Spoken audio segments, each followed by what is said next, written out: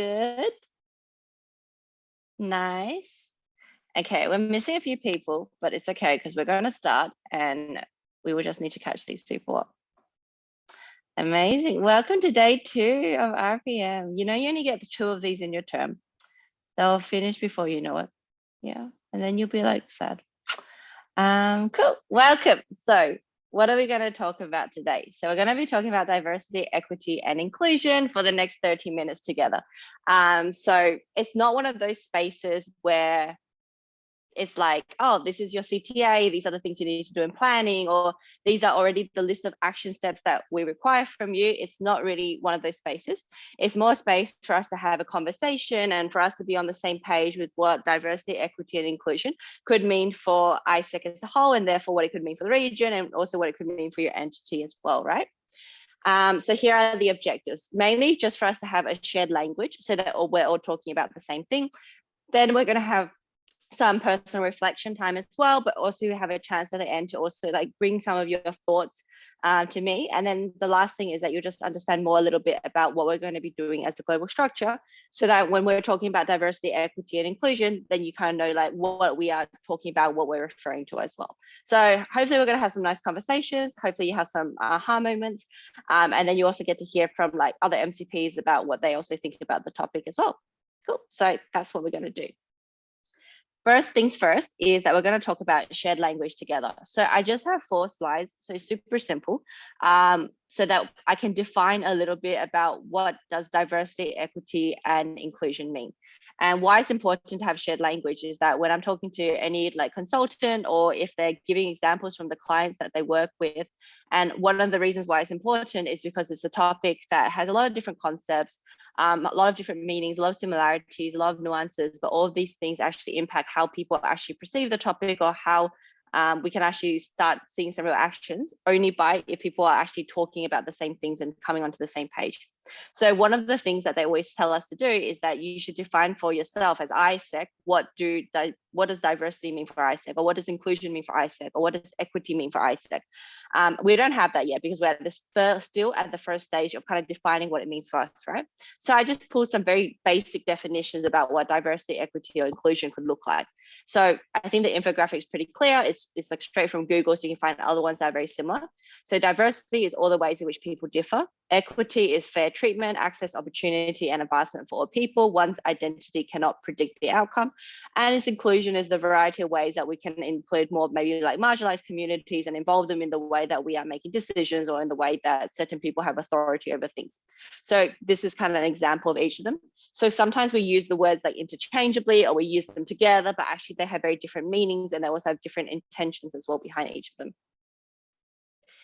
Here's another type of definition, kind of similar, but just a little bit different words. So here's another way for you to see what diversity, equity, and inclusion can look like.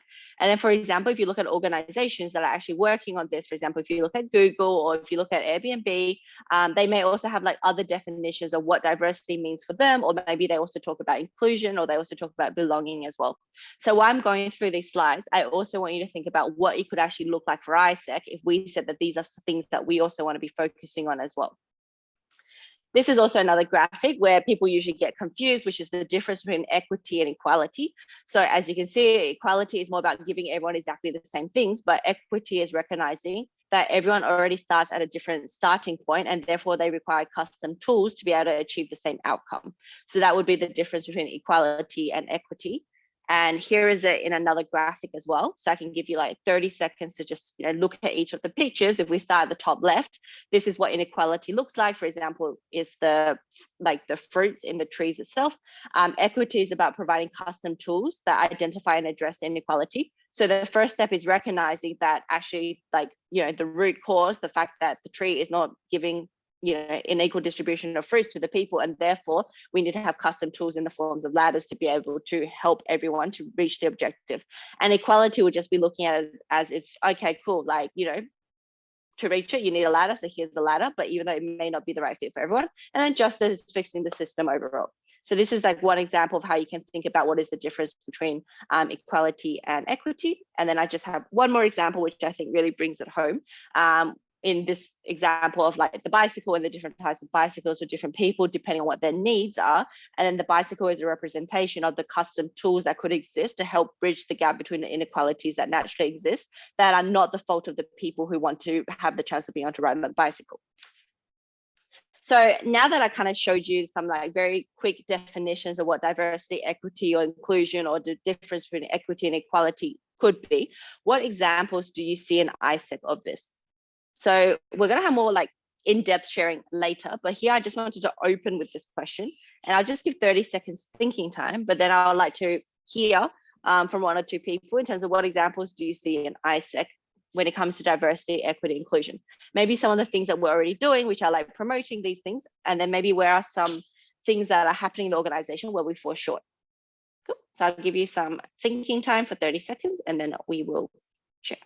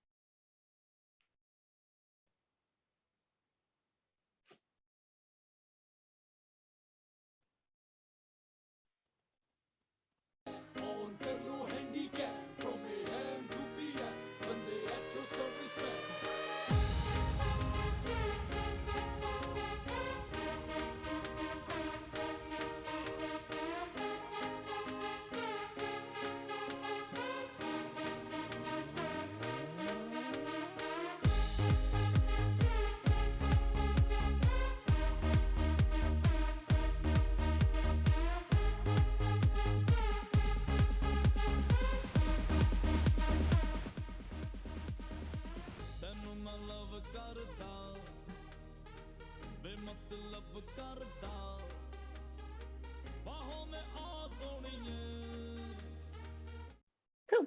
Would anyone like to share? Just whatever are your quick thoughts that come to your mind as examples of this within ISAC.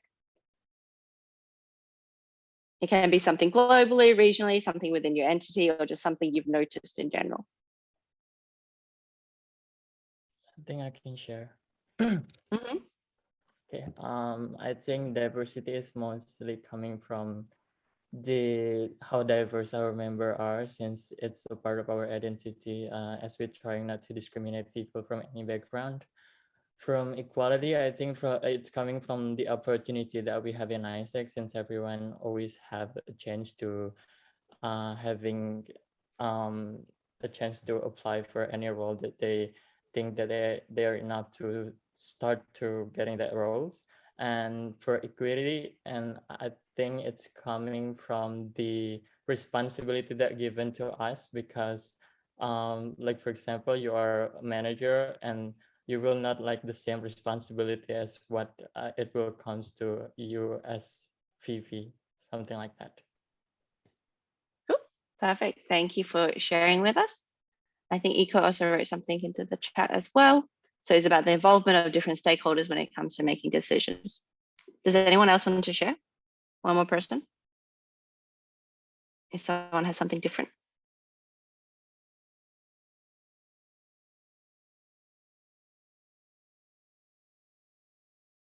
Cool. It's okay. You can share next. Then the next question I want to ask you is, what does the topic mean to you personally?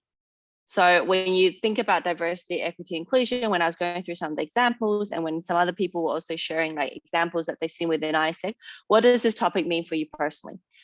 Because the first step of talking about wanting to see an organization that is practicing diversity, equity, inclusion is about generating awareness and bringing everyone in, say, the leadership roles of the organization on the same page, right?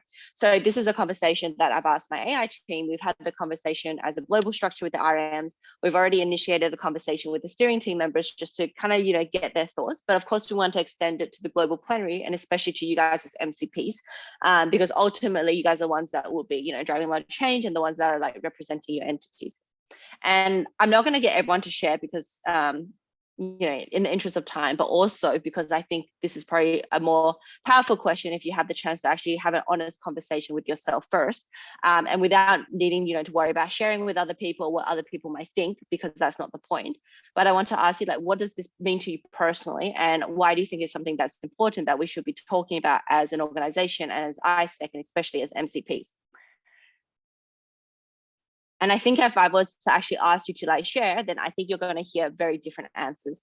And I think it's different for each one of us in regards to what this topic means for each one of us. Why? Because we have different experiences in life. We've have different values. We have different things that we've gone through.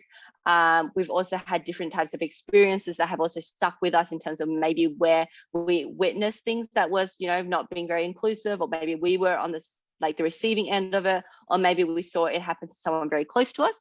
Also because of our experiences within ISAC, right? Like how we perceive the organization and how we perceive our entities and how we perceive how it was for us to get to the roles that we are now in today, whether it was easy, whether it was hard, whether we had to overcome any specific barriers, or whether things are good. And all of this kind of forms what is our own personal connection to the topic.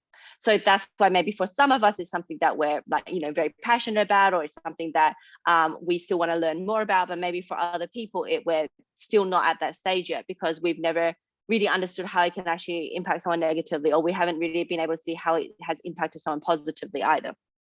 So pretty much what I wanted to say is that this is a space for all of us to learn, all of us to get on the same page, start understanding more about how things are from other people's perspectives, and maybe then to be able to start to build our own personal connection to the topic as well, if we feel like it makes sense for us to invest our energy there.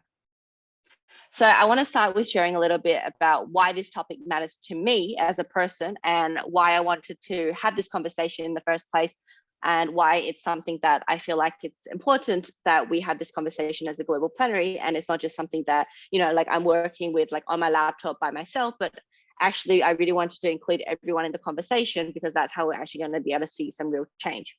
So I want to tell a very quick story. So last year, after I was elected, I think 1 or 2 days afterwards, you have your PAI consultancy space. So you pretty much have a space, and people who are thinking of applying or who know they're applying come to the space, and you kind of tell them a little bit more about your direction, the things you want to see for next year, and you explain to them kind of the process. And then there's always a part where the applicants that are in the Zoom room can also ask any questions that they may have. And I remember this one applicant, she asked me a question. She's like, oh, so Louise, like, what would be your non-negotiable? So what is something that is really important to you, and that's something you wouldn't compromise on, or something that is very important for you to happen in the next year? And I only gave one answer, and my answer was that I wanted to work on diversity, equity, and inclusion. And it wasn't like I already had a plan, or I was like, oh yeah, these are already the milestones that we want to achieve, and this is how we're going to get there. This is the RASI, this is the role of each of the stakeholders, these are the timeline. No, I didn't have any of those things, but I knew that this was something that I wanted to work on, and it was important for me.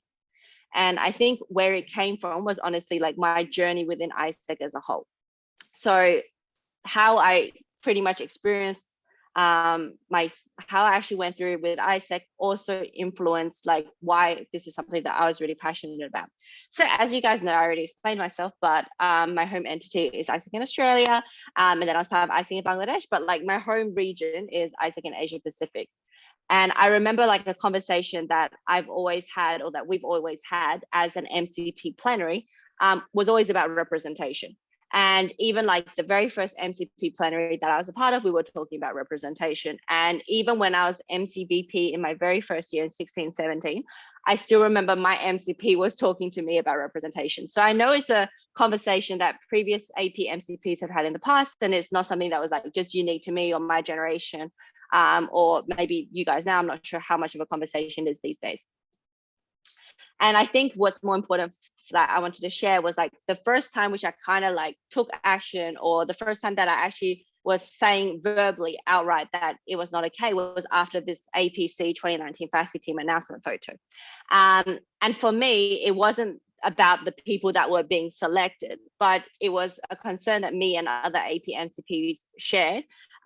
When this announcement was like done on Facebook, we were like, oh, but why is there hardly anyone why is there hardly anyone from Asia Pacific in the FASI team, when we're talking about this is a regional conference that's meant to celebrate regional pride, and it's meant to be able to showcase, the leadership that AP actually has, and people will be going to this conference to really think about their next steps, and to be able to understand like, okay, who are the people that I can actually look up to in the organization that look like me or represent me and my experiences and where I came from. So I remember I sent an email to the regional office, to AI. We opened up this conversation. But I think where it actually started for why I felt so passionate about this topic is that it wasn't just one faceting, but it was about the lack of representation that I see in general in higher leadership roles of ISAC. And it wasn't like the first time that I felt like maybe like the region was being underrepresented, or there was people that didn't quite understand our perspectives or our reality. And generally, even as simple as just like, how can I tell my members or my plenary that yes, like leadership is for everyone, ISAC is an inclusive space, ISAC is diverse, etc. If sometimes it doesn't really look like that. And also because of my experiences as a person, like where I come from, like I'm Australian, etc. Like also representation was important for me as a person, because I also saw that was something that was lacking. But also at the same time, that's why I found ISAC a very beautiful place, because regardless of who you are, ISAC shouldn't discriminate, and you should be able to have just as good of a chance as anyone to be able to get to where you want to go. And so that's kind of where my journey began with diversity, equity, and inclusion, long before I even knew about what this actually meant. It actually just started with representation and role modeling and about inclusive spaces. But fast forward a few months, and when after I was elected and after I did my team selection, and I was already in transition and planning, and I was talking to some alumni that was working specifically in diversity, equity, and inclusion about where do you start? Like when your clients come to you and they're like, I want to work on this is a problem. So they gave me a lot of like very good like pro bono conversations about where you can start and what are the things that would make sense for ISAC to work on. But of course, these are organizations that have teams dedicated to diversity and equity and inclusion. They have bigger budgets than ISAC, etc. And for us, ISAC, like, yes, this is something that I wanted to work on, but I knew it was not the only thing that I was going to work on, right? Like there were still other things in the organization that I felt like also is a non-negotiable that we also need to work on as well. But one very good advice I got was that regardless of where you want to start, it starts with what is the narrative? Like, why is it important for an organization like ISAC to be able to focus on these things? And that's why the first step is I really want to have this conversation. And I don't really want this to be something that, just one or two people are working on, because it only makes sense if us collectively as an organization decide that this is something that is important. And so when I was asking you this question, what examples do you see within ISAC? I was also asking myself the same questions as well. And of course, I think first and foremost, I think we can all agree that it's in the ISAC way. Like ISAC does not discriminate on the basis of X, Y, Z, and it's all there outlined in the ISAC way itself. You remember the essence space, and I'm sure you've gone through the ISAC way multiple times as well. And it's also in the values about living diversity, and it goes beyond just saying ISAC is present in X numbers of countries and territories. If they maybe are just included in the sense on paper, but then maybe like if they're not involved in decision making, or they're not involved in the strategic direction that the organization goes in, or if they don't feel like it's a psychologically safe space for them to speak up, then that's not really us living diversity, right? And so what I was thinking, I changed the slide too fast. So when I was talking to these consultants, they were telling me about 3 lenses that you need to be able to look at the problem. So the first one is on an individual level, which is understanding that all individuals have their own biases based on their experiences and where they've come from, and what are the different maybe like groups or minorities that they may find themselves. Secondly, so can be difficult, especially for people from marginalized communities or from people who have experienced forms of discrimination, for example, right? So in a team setting, it's about how we're creating psychologically safe spaces so people feel like they can actually have these difficult conversations with one another, and that it's safe for them to do so. And then third, you have the organization as a whole. So then what are the decisions that are taken, and what are the systems and the processes that are in place, and how do they foster an environment that is inclusive or that is diverse? And then how can it not as well? But of course, the people that are the ones that are making these decisions for the organization are the ones with the internal biases, and could be the ones that are also in teams which are not psychologically safe. So if we want to be able to like make ISAC as an organization a more diverse, inclusive, or equitable space for young people to develop their leadership and believe that it really can be for anyone, then it starts with the individual level. So then I was looking, cool, let's look at the people that make decisions for ISAC as a global association. It comes down to, of course, the full members, because we are an association, and it's not a secret that we are decreasing in the number of full members that we have. But I also want you to look specifically in terms of the regions and the regional representation that we have as well. And then what is this saying about the type of people or the type of entities which are making decisions for the whole global association? And of course, then secondly, the other body that is making decisions is, of course, the leadership team of ISAC International. And last year, as you may know from your predecessors or conversations in the region, we had the lowest number of people applying for AI and IRO in recent years, right? So I did a survey and I asked what was the reason why people were not applying. So I don't have data from all the years before, but I have data just from last year. And the top reasons why people were not applying for AI, you can find it here globally and then per region. I think something that I also want to state specifically, because this was data taken from last year, is that the representation of AP MCPs that we had applying was actually quite good. But for other regions, it was very slow. But you can see the differences here. You can see a lot of similarities with 3 out of the 4 regions, but you see one region specifically said that they did not think that they would be selected. So for sure, this is not a recurring theme that you see in each of the other regions. So that's something that we would need to pay attention to. So then I was like, okay, cool, let's look at more data that we have that can actually back this up. So then let's, of course, look at the previous people that were selected on ISAC international teams and where did they come from specifically. So, you know, at one stage, a long time ago, maybe you've heard through transition, is that we had 6 regions, but today we have, you know, just the 4 that you know. But pretty much this is kind of what it looks like. It's an approximation. So this is kind of what it looked like in 14-15. This is how the representation looks like in 15-16. And of course, I understand sometimes some people have international MC roles, maybe they were part of more than like one region, but this is kind of taking their home entity and where they come from. This is 15-16. I'm just going to pause like 10 seconds so that you can have a read. This is 16-17.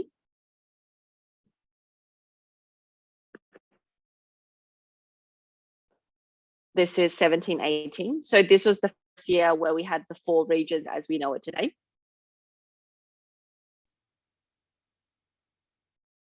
This is in 18-19. Sorry, Louise, I think the screen is not clear. So like the blur is there. I don't know, is it better now? Yeah.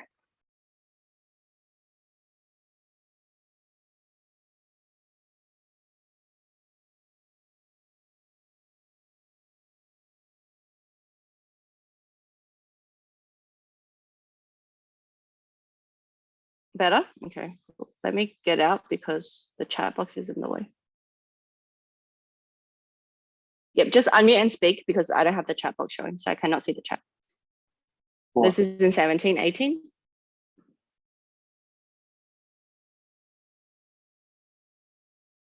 Eighteen, 19. 19-20.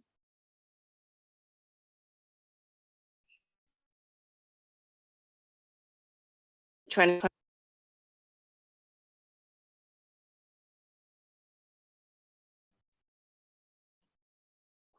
And 2022. And if we look at the past 8 years of data, it looks like this.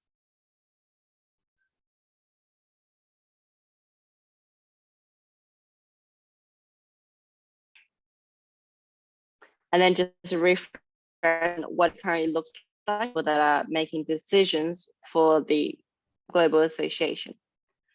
So now I'm going to ask another question, and I would love for some people to share, is what are the thoughts that are emerging for you now? So it can be to do with the data that I've shown. It can be other things that are related to diversity, equity, inclusion that you kind of got reminded on based on this and based on maybe like reflecting now on the things that you see within ISAC. But I'll play like 1 minute of a song just so everyone can kind of consolidate and have their own thoughts. And then I would love to be able to hear from you guys. You can just like raise your hands. But first I'll play a song so that everyone has equal time to be able to like just like think.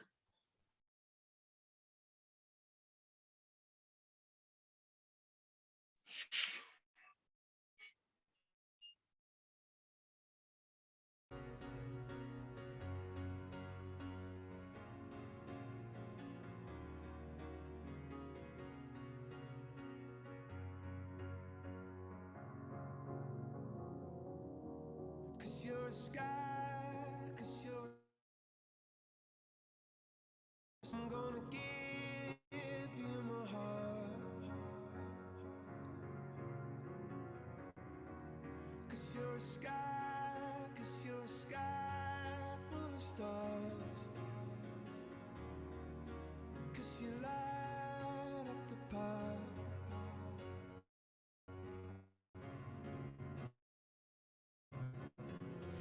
30 seconds. I don't care, go on and tear me apart.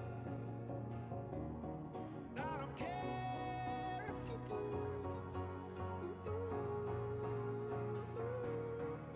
'Cause in a sky full of stars, I think I saw you.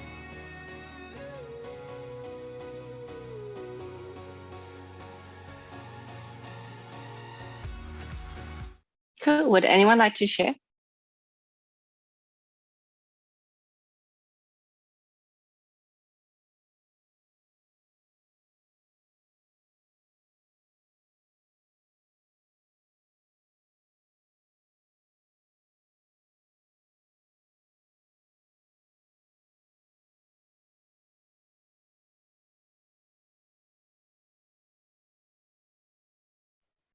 We have Mia. Mia can speak up.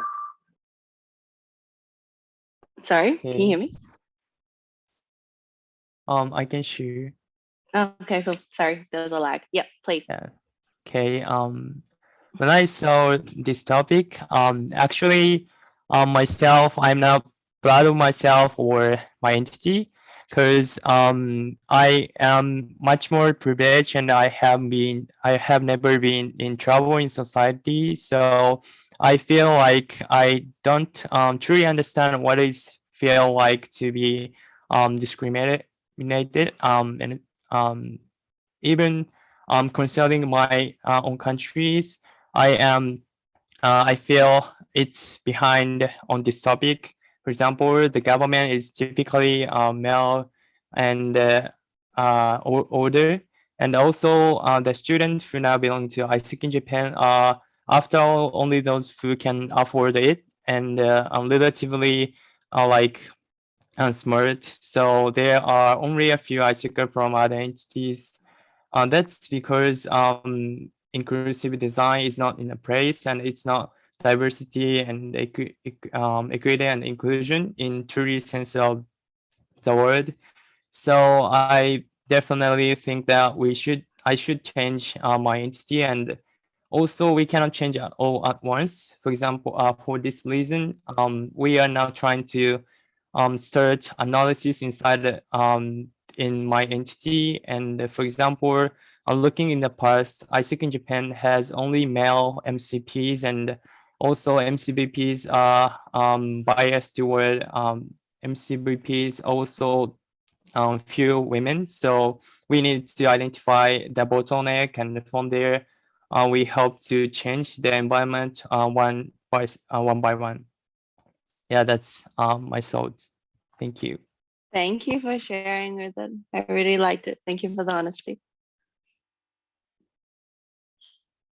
Would anyone else like to share?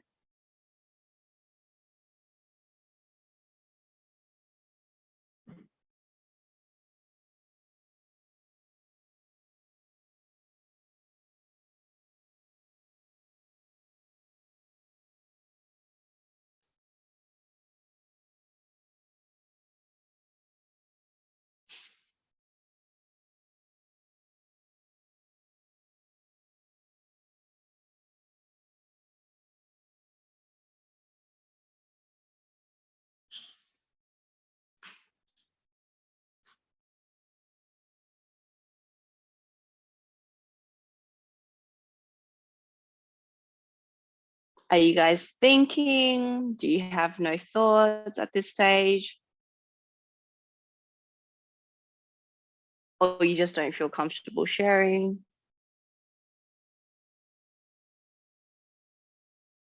Do you need more thinking time? I genuinely want to know. Okay, I genuinely am still thinking about what exactly can I see from the trends, because especially with all the trends that you saw of representation from different regions, I could see like a consistency amongst the AP region where there was a constant representation of 4 to 5 people on the team.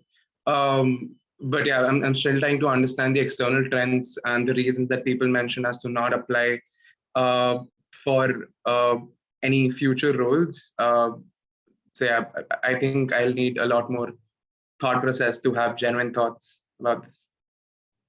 Thank you for sharing. I appreciate the honesty. Okay. This is not going to be the last time we're going to be having this conversation. But in the interest of time, because I only have 1 more minute with you guys. So pretty much what I wanted to say is that this is the first touch point that I think we have where we're opening the conversation, but for sure it's not going to be the last touch point we have. Like I said in the very beginning, it's not really a space for us to be able to be like, okay, cool, like now these are the action steps, go do it. But it's more about understanding how big the topic actually can be and what it could actually look like for an organization like ISAC that says it does not discriminate, but also what it means for an organization like ISAC where it says we do really live diversity. And when you look at diversity, equity, and inclusion, there are different concepts and different meanings. And even as an AI team, we're at different levels in terms of our understanding. And this is the same when we were like asking the questions to the regional managers and same for the steering team. So for sure, where we are at right now as an organization is definitely in the part of no activity yet, but trying to build awareness. And building awareness happens by listening to different perspectives and gathering people around diversity, equity, inclusion. So that is why like kind of having the conversation or inviting you to have the conversation about what does this actually mean? And not just because, you know, I'm an MCP of my entity or not just because I'm an MCP of ISAC and Asia Pacific, but also because I'm just an ISACer. And I'm an ISACer that, you know, believes in leadership development. I believe the person to my left or my right should also have as much chance as me to be able to actually get to wherever I want to go, regardless of, you know, where they come from or their experiences or things like that as well, like things that are outside of their control. So I think that's why it's important for us to have conversations and for sure for us to give ourselves time to actually think and actually digest information and have these shared, you know, open lines of communication with one another for us to really define what diversity, equity, and inclusion really could mean for us as generation 22-25. So I think, of course, it's important for us to have the conversation as a plenary, as ISAC in Asia Pacific, with the people here who you share this region with, but also I invite you to have the conversation with MCPs from other regions, from Americas, from Europe, from Middle East and Africa, and really understand for them like what this topic actually means for them. Because for some of them, they've already shared quite a few things. These are already conversations that they're already having with each other or things that they're super passionate about as well. So as one ISAC to another, try to see what this could actually look like and maybe what are the examples of in ISAC that is not as good as we could be in this area and how it's actually impacting other people's experiences within ISAC. And I think that could also be very eye-opening for you guys as well. But yeah, in terms of next steps, these are the things that we're doing as a global structure. So for us, it's really more about still continuing the conversation and starting to define more milestones. And at the same time, understanding that we all have a certain privilege by being in this room and by having a voice at the table and by being able to, you know, maybe vote on legislative changes or just by being able to participate in these sort of spaces, but how we also using our privilege in making sure that other people who maybe have it a bit harder than us or who are marginalized for reasons that are beyond their control can have things a little bit easier because we are open to, you know, listening, understanding and seeing what are the things that we can do to be able to support.